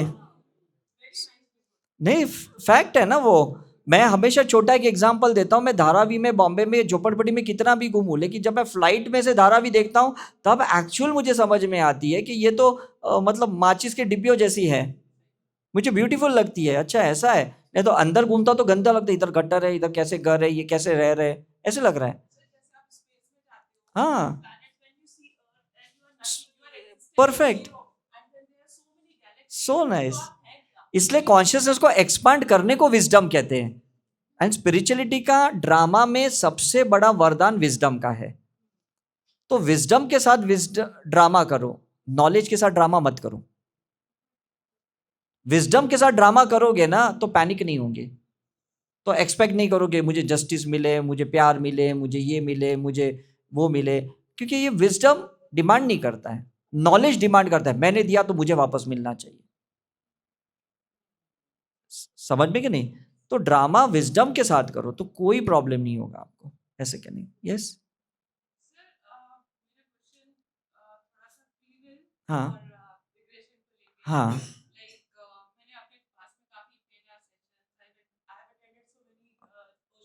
Oh very good. हाँ हाँ हाँ हाँ राइट हाँ हाँ हाँ right right right right good good right right हाँ हाँ नहीं कन्फ्यूजन हाँ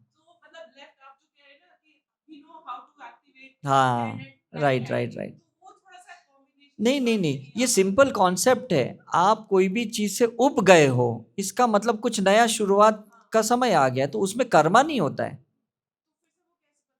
नहीं समझ में आता है कि नई चीज को करने की भी उत्सुकता है, पुरानी चीज को छोड़ने की के लिए भी तैयार हो आप, तो बेस्ट है। बिकॉज आप धीरे धीरे हर चीज के लिए न्यूट्रल हो गए। फिर सिर्फ आपका साक्षी भाव ही रहा, जो ओशो चाहते, जो बुद्धा चाहते थे, जस्ट विटनेस द थिंग। और करना भी क्या है आपको? हाँ, ईगो आपको जिंदा रख रहा है। ईगो नहीं रहेगा तो आप तो बुद्धा के जैसे या महावीर जैसे तीर्थंकर बन जाओगे। ईगो आपको ग्रेविटेशनली कहीं ना कहीं रख रहा है अर्थ पे, नहीं रहेगा तो फिर आप तो रहोगे नहीं। थोड़ा ईगो सब लोग रखो, मैं तो कहता हूँ थोड़ा मिस्टेक सब लोग करो, ताकि अपनी गलतियां अगर आप करोगे और उसको एक्नॉलेज करोगे तो दूसरों की गलतियों को पॉइंट नहीं करोगे। समझ में आ रहा है कि नहीं? तो ईगो रखने का भी एक ड्रामा करो कि मेरे में ईगो है, मेरे से छेड़ मत, मुझे ट्रिगर मत करना, थोड़ा वो ईगो भी रखो। हाँ मैं करता हूँ, मेरे साथ अकेले में मिलो। ये तो अभी आप पब्लिक में मिलो।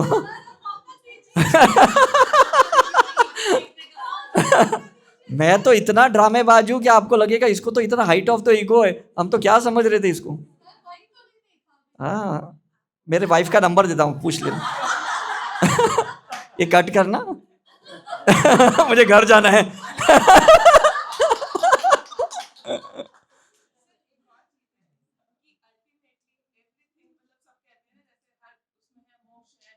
हाँ yes yes yes right right right hmm हाँ हाँ राइट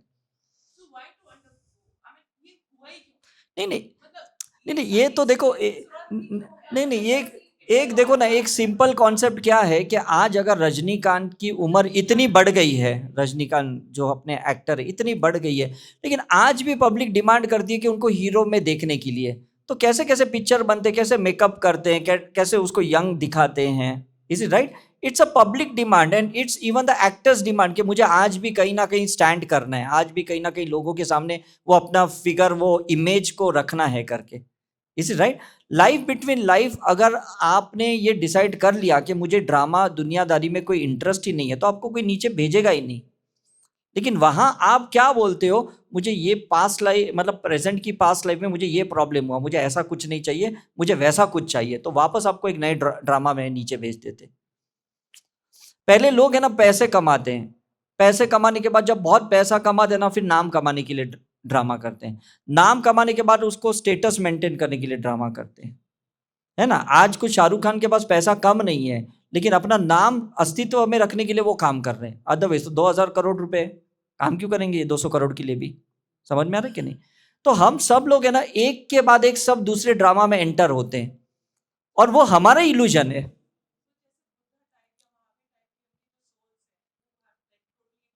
हाँ, राइट। अभी बिल्कुल नहीं, इसलिए वो है ना, वो मर्ज हो गए। तो वही आपको करना है, आपके हर बॉडी सेल्स में से ह्यूमन साइकोलॉजी निकाल के डिवाइन साइकोलॉजी डालनी है। ये आपकी स्पिरिचुअल जर्नी है। आपके लिवर में से एंगर निकल गया, तो उसके अंदर एक डिवाइन कॉन्शियसनेस जाएगी, एक डिवाइन लाइट जाएगी। आपके लंग्स में से सैडनेस निकल गई, सौरो निकल गई, तो डिवाइन लाइट जाएगी। धीरे धीरे पूरे लाइट हो जाओगे, एनलाइटन हो जाओगे, और उस एनलाइटनमेंट को अगर आपने मेंटेन किया तो निर्वाणा मिल जाएगा। ये तो जर्नी है। या बिकॉज आपका जो सोल है, जिसको मतलब परमात्मा ने एक फ्रेगमेंटेड पार्ट दिया है, धीरे धीरे उस प्रकाश को शरीर के हर सेल में एंटर होने दो। अपने आप को खत्म करो, तब वो एंटर होंगे। जब तक आपका ईगो है, वो एंटर नहीं हो सकते। आपका एंगर है, वो एंटर नहीं हो सकते। आपका फियर है, इनसिक्योरिटी है, जलसी, वो एंटर नहीं हो सकते। आपने जैसे जैसे उस पर काम किया, तो वो जाएंगे। इसलिए हम लोगों को लाइट वर्कर बनाते, इसलिए हम लोगों को हीलर बनाते। हाँ, बिल्कुल ही नहीं। कोई रीइंकार्नेशन भी नहीं होगा। इसलिए मैंने पहले भी जब पास्ट लाइफ रिग्रेशन किया, तो मुझे महात्मा गांधी के या अर्जुन के ऐसे रीइंकार्नेटेड मिले। मुझे कभी महावीर, बुद्धा, जीसस का कभी रीइंकार्नेशन मिला ही नहीं, बिकॉज वो तो मर्ज हो गए। ना गुरु नानक देव वापस आए कि कोई बोलेगा भाई मैं वो हूँ, वो ऐसा ऐसा किसी ने बोला ही नहीं मुझे। बिकॉज जो इनफाइनेट सोल पे आता है ना, वो मर्ज हो जाता है। जो ट्रांसिडेंटल सोल पे आता है, अभी भी वो अपना हॉटस्पॉट चालू करके फ्रेगमेंटेड कॉन्शियसनेस किसी ना किसी को देके अपना काम करते रहेगा। लेकिन जो इनफाइनेट सोल लेवल पे पहुंचेगा, वो किसी को क्यों अपना हॉटस्पॉट देगा, उसको तो मर्ज होना है दुनिया में। या किस में? नहीं नहीं, वो तो इंटेंशन है ना। सब इंटेंशन ही तो है। नहीं मतलब कैसा है ना, इंटेंशन आपका कितना स्ट्रांग है उस पर निर्भर करता है। लोग लॉजिकल इंटेंशन रखते हैं, मैं कहता हूं आपके अंदर एक, सभी ब्रेन का इंटेंशन सेम होना चाहिए, लेफ्ट ब्रेन का भी, राइट ब्रेन का भी, और हायर सेल्फ का भी इंटेंशन। तो अगर वो तीन ब्रेन सेम इंटेंशन क्रिएट करते हैं, तो वो एक वननेस में है। और वननेस का अगर ब्रेन आ गया, तो फिर वो जो भी सोचेगा ना, मैनिफेस्ट कर सकता है। अभी तो अधूरा ही है ना। लेफ्ट ब्रेन सोचता है शादी करना है, राइट ब्रेन सोचता है नहीं सक्सेस नहीं हुआ तो, सक्सेस नहीं हुआ तो इसे तो मैं करूँ ना। फिर लेफ्ट ब्रेन बोलता है नहीं नहीं यार तेरी एज हो गई, नहीं नहीं सब लोग बोल रहे। दोनों ब्रेन थोड़ी तैयार है। तो स्पिरिचुअलिटी में भी ऐसा है कि नहीं मुझे पास्ट लाइफ करना है। सबकॉन्शियस को डर लगता है, नहीं नहीं यार किधर अटक गया तो, कुछ गलत चीज खुल गई तो पहले अपने अंदर के माइंड को, ब्रेन को पूरी तरह से तैयार करो, और फिर बाहर निकलो। तब तक निकलो ही मत बाहर। Yes, if you are surrender, तो जो होगा देखा जाएगा। बट अगर आप वो सरेंडर नहीं हो, तो पहले अपने आप को प्रिपेयर करो, प्रिपेयर करो, प्रिपेयर करो। अपने आप माइंड को समझाओ, तू तैयार है, तू तैयार है। जैसे हम ऑपरेशन थिएटर में इतना इन्वेस्टिगेशन करते हैं, एमडी से फिटनेस लेते हैं, तो भी जब टेबल पे लेटा है तो भी पूछते हैं are you ready for the operation, फिर ऑपरेट करते हैं। तो पीएलआर में भी पूछते हैं are you ready for the regression, तब करते हैं। ऐसा नहीं हमने पार्टनर बना है, हमने सिलेक्ट किया और आप, ऐसा नहीं है। जब वो लेटा हुआ है तभी भी पूछते हैं इन्वोकेशन के बाद आर यू रेडी, तो बोलेगा यस आई एम रेडी। तो फिर आप प्रोसीजर स्टार्ट करते हो। यस। हाँ, हाँ, या यस, या हाँ, राइट राइट। हम्म।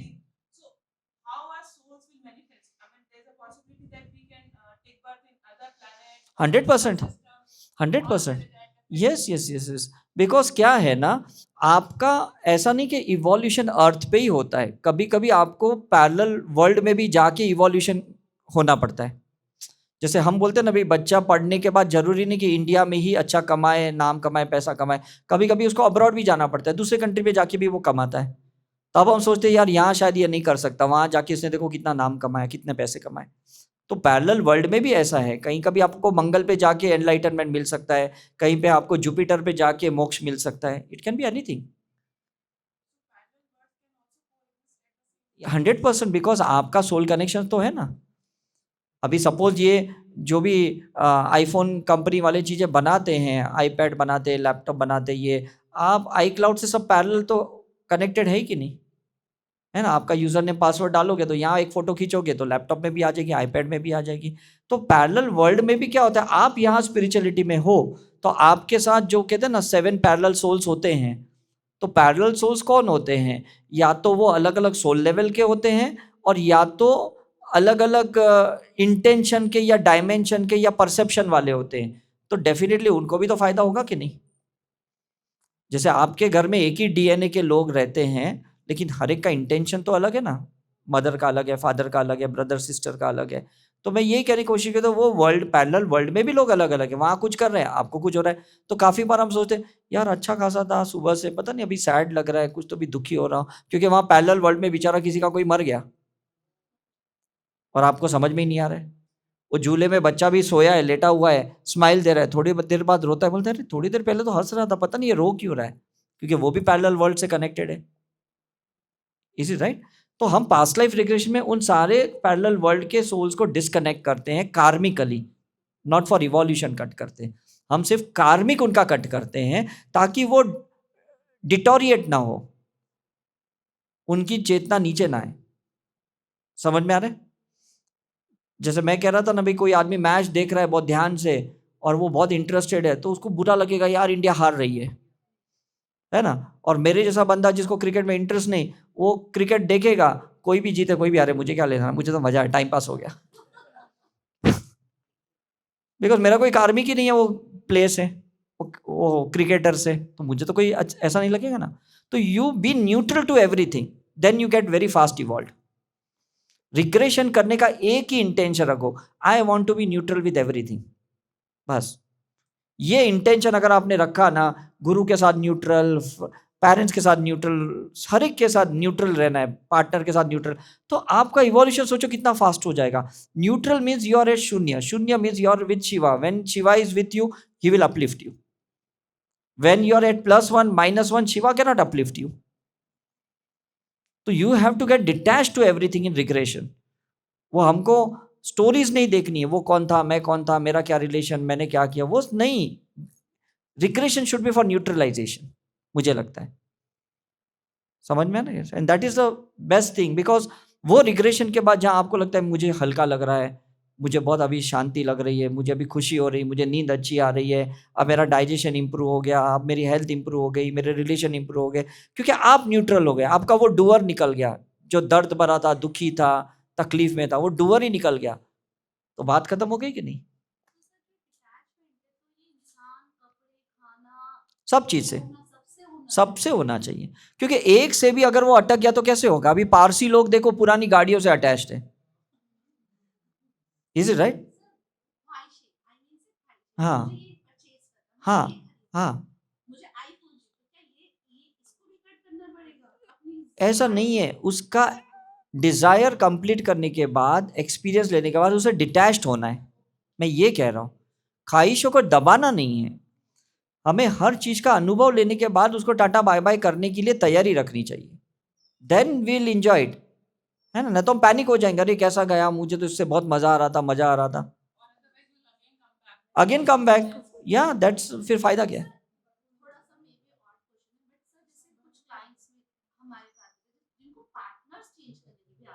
हम्म।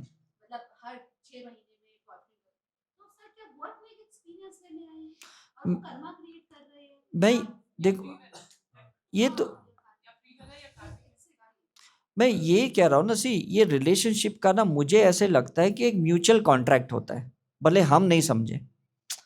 कोई भी आदमी अब्यूज हो रहा है या अब्यूज कर रहा है, इनका भी एक म्यूचुअल कॉन्ट्रैक्ट होता होगा। जैसे एक सर्जन का एक पेशेंट का भी एक म्यूचुअल कॉन्ट्रैक्ट होता है। थर्ड पर्सन देखेगा कैसे डॉक्टर होके भी देख उसको काट रहा है, उस पर चाकू चला दिया, बट कॉन्ट्रैक्ट रहेगा ना पेशेंट और डॉक्टर का, तभी वो सर्जरी कर रहा है ना। तो हम है ना हायर लेवल से चीज़ों को देखेंगे ना, तो हमें हर चीज़ को ना सिर्फ विटनेस करना होता है, उसको जज नहीं करना होता कि ये इसको कर रहा है कि ये इसको कर रहा है। एट द एंड पता चले कि जिसने जिस दूसरे को अब्यूज़ किया, तो जो अब्यूज़ हुआ वो जल्दी इवॉल्व हो गया, वो मोक्ष में चला गया। जैसे महावीर को किला ठोका तो वो मोक्ष में चला गया। गांधी को जिसने जेल में मतलब जिसने गोली मारी वो जेल में गया गॉड से, लेकिन गांधी जी का तो नाम हो गया ना। जीसस को क्रूसीफाइड किया तो जिसने खिल्ले ठोके वो तो आज पता नहीं कहाँ है, लेकिन ये तो गॉड बन गए कि नहीं। हाँ हाँ हाँ हाँ हाँ हाँ। नहीं नहीं ये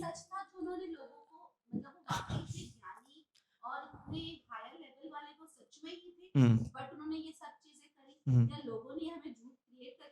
नहीं नहीं नहीं नहीं, देखो ये कॉन्सेप्ट तो बहुत क्लियर है। ये इसके ऊपर तो मैंने इतना रिसर्च किया, इतनी और रिसर्च की ना, बहुत क्लियर है कि दो चीज़ें ये इस दुनिया में एग्जिस्ट होती है। एक तो गुरु ये दिखाने के लिए कोशिश करते कि हम भी इंसान हैं, गलतियां तो हम भी कर सकते हैं, ये एक पहला सच है। दूसरी बात ये है कि किसी को भी अगर आपको डिटैच करवाना है, आपको एक तो अपनी डार्क साइड दिखानी पड़ेगी, तब परीक्षा होगी कि भाई वो डार्क साइड देखने के बाद भी आप उसको गुरु मान रहे हो कि नहीं। आज भी लोग आसाराम बापू की आरतियां करते हैं, उनको भक्ति मतलब उनकी भक्ति में लीन है, बिकॉज वो अंदर के गुरु को वर्शिप करते हैं। वो बॉडी के जो नाम है, जो आइडेंटिटी है, उससे उनको कोई लेना देना नहीं होता है।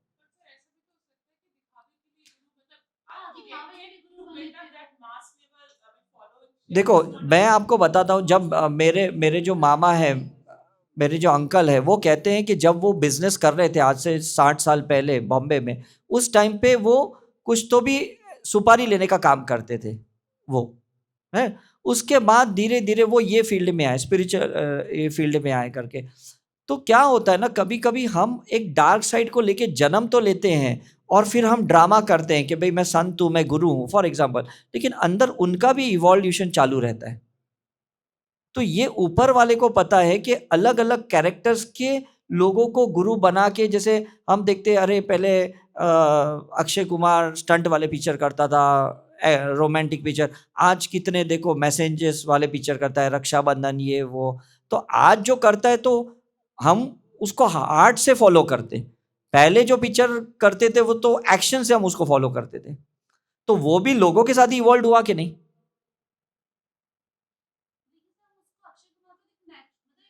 तो सभी नॉर्मल है, ये तो हमने उसको हम नहीं नहीं, लेकिन गॉड ये दिखाना चाहता है कि हर इंसान एट अ टाइम दोनों पोलैरिटी से एग्जिस्ट होता है। वो -7 और माइनस+ पे है, -6 + 6 पे भी है, and that you have to accept it. आप पेरेंट्स हो, आप बच्चे को बोलते हो झूठ मत बोलो, कभी आप झूठ बोलते हो और बच्चा बोलेगा मम्मा तुम भी तो झूठ बोलती हो और मुझे बोलते झूठ मत बोलो, तुम घर में और आंटी को बोलते हो मम्मी नहीं है बोल दो। एग्जैक्टली बाकी क्या लेना देना। आप उसके फोटॉन्स को देखो, आप इसके प्रोटॉन्स को देखो, आपको इलेक्ट्रॉन्स को देख के क्या करना है। हमारे अंदर वो इमेज है, हमने ये हमारी ये माइथोलॉजी है ना, मतलब ये हमारी एक अंदर एक छवि बनी पड़ी है, फ्रेम किया गया है करके, इज इट राइट। लेकिन एक्चुअली देखा जाएगा, पुराने जो भी संत गुरु थे, उनके डार्क साइड कभी कहीं ग्रंथों में दिखाई नहीं दिया, तो हमें पता ही नहीं कि एक्चुअली ऐसा था। आज हम लोग थोड़े सोशल मीडिया वाले हैं तो तुरंत समझ में आता है, अच्छा इसका ऐसा है उसका ऐसा है। तो पहले कहाँ न्यूज़पेपर थे, कहाँ न्यूज़ चैनल्स थे, तो हु नोज दैट। वो वो इमेज हमारे अंदर ऐसे क्रिएट की गई थी। लेकिन डिटैचमेंट के लिए ना उनको भी अपने ना फॉल्स एलिगेशंस क्रिएट करने पड़ते, फॉल्स इमेज क्रिएट करने पड़ते। मैंने काफी देखा है ऐसे। नहीं तो उनसे डिटैच कौन होगा, और आप डिटैच नहीं होंगे तो दूसरी जगह कहाँ से जाएंगे। सिंपल चीज है ना। तो कभी कभी क्या है, ऊपर वाला कुछ अजीब चीजें हमारे अंदर से दिखाता है, डार्क साइड, ताकि सामने वाला की परीक्षा हो गया, अब ये हमसे टिक रहा है कि नहीं टिक रहा है। कि बोलने के लिए तो बोल देते तू कैसा भी रहे, मैं तुझे छोड़ने वाला नहीं हूं, लेकिन जब कोई किसका डार्क साइड दिखता है, मुझे तो इसे दूर ही रहना है। तो ऐसे में पता चलता है ना। हाँ हाँ, राइट, डरते हैं, सही बात है, सही बात है, बहुत वियर्ड बिहेव करते हैं, मतलब ऐसा गुस्सा होता है ना, हमें लगता है भाई दूर ही रहो, बेटर है इनसे।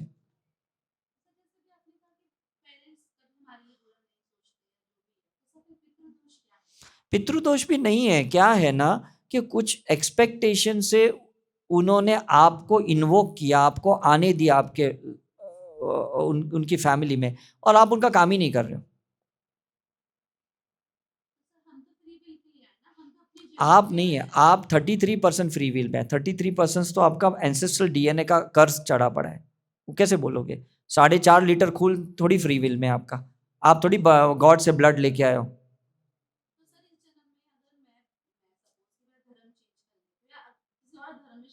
हाँ,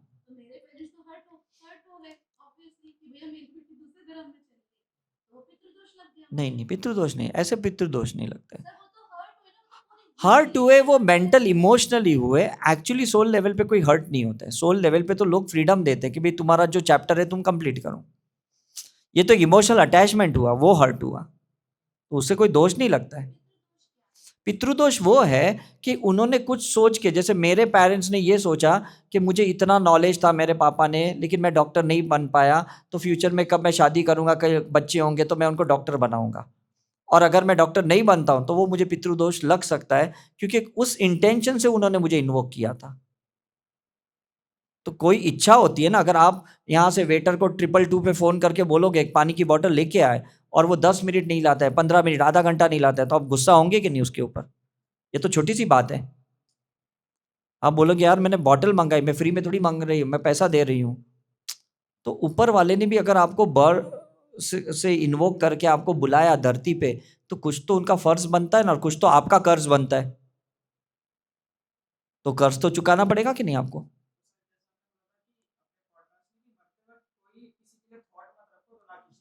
बस न्यूट्रल कर दो।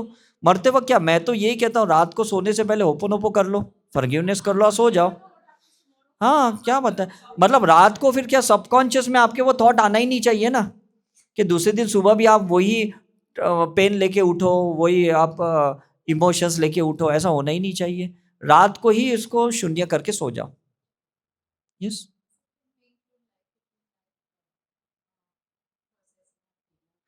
नहीं नहीं, वी कैन इंक्लूड, लेकिन मैं यही कहता हूं कि भाई are we ready, that is very important.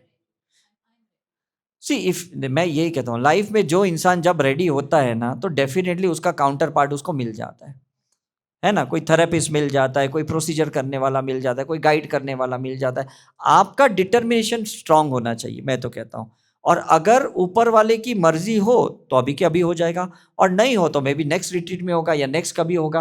आप इंटेंशन छोड़ दो, टाइम मत छोड़ो। हमें वो माइंड से मैल्यूपुलेशन नहीं करना है कि मुझे इसी टाइम पे चाहिए, तो आप तांत्रिक बन गए। आप बोलो मुझे ये चाहिए, बाकी तो तुम देखो, जब मैं लायक रहूंगी तो मुझसे करवा लेना ये बहुत, that is the best way, मुझे लगता है कि नहीं? हाँ हाँ, नहीं लेफ्ट इज 34%। नहीं नहीं, 33 इज फ्री विल, है ना। एक्चुअली देखा जाएगा कि 1% इज अ फ्री विल, ऐसे होता है। 33% is a present life, 33% is a ancestral life, and 33% is your past life. तो 1% इज योर फ्री विल। आप जैसे जैसे स्पिरिचुअलिटी में आते हो तो धीरे धीरे पहले प्रेजेंट लाइफ का फ्री विल आता है 33%, उसके बाद एंसेस्ट्रल्स का 33% आता है, और फिर पास्ट लाइफ का 33% आता है। समझ? That is moksha. Moksha is your 100%, बोलते हैं ना, ये आपका जन्म सिद्धांत हक है कि नहीं? वो तो ऐसा नहीं कि भाई इसको मिला मुझे नहीं मिला, वो 1% तो सबके लिए कॉमन ही है। ओके, चलो थैंक यू वेरी मच, मजा आ गया।